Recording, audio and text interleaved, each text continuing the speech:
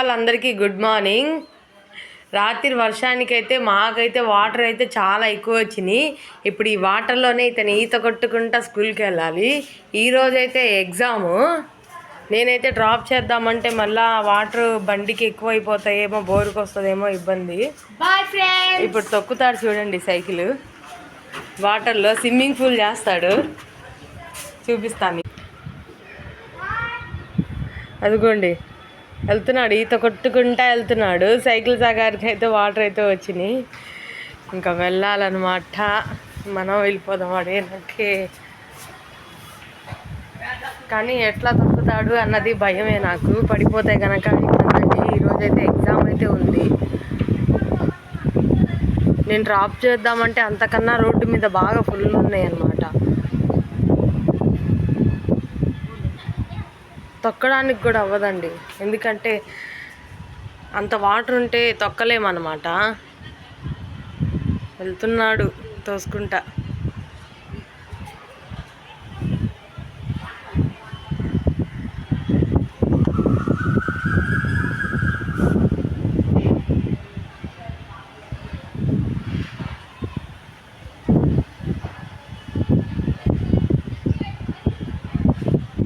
వెళ్ళిపోయాడు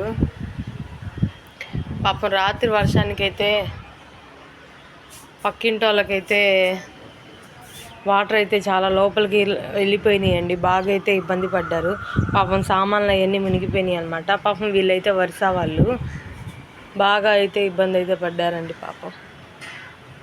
ఇంకా వాటర్ లోపలే ఉన్నాయి, కనిపిస్తున్నాయా అలా అన్నమాట. తగ్గలేదండి వాటర్ అయితే, అసలు ఏమాత్రం తగ్గలేదు.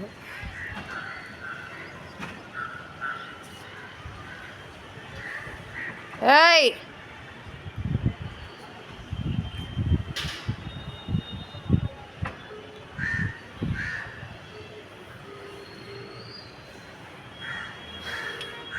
అంతే అండి ఈరోజైతే. ఇప్పుడు క్లియర్గా కనిపిస్తాయి మీకు వాటర్.